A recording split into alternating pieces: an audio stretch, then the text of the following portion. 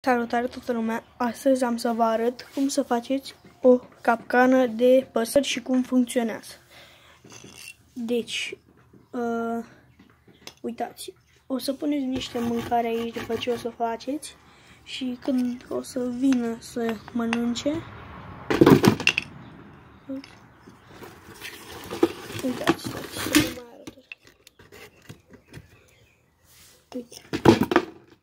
S-am atins din greșeală.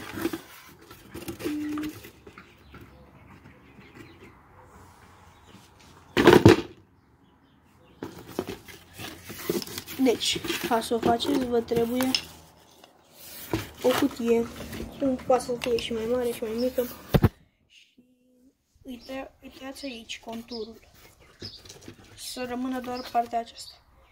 Luați un elastic și îl prindeți de un băț și îl puneți aici la ușă și sub ea să faceți din acesta să se întindă, să fie întins elasticul.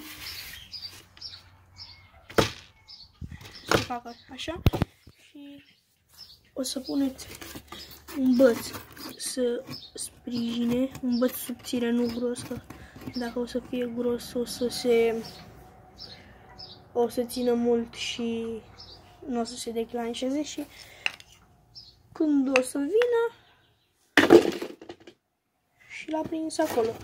Și dacă vreți să o puneți undeva în câmp undeva, să băteți un par aici și un par aici, să legați o ață deasupra, așa, până jos, să nu fugă cu ea.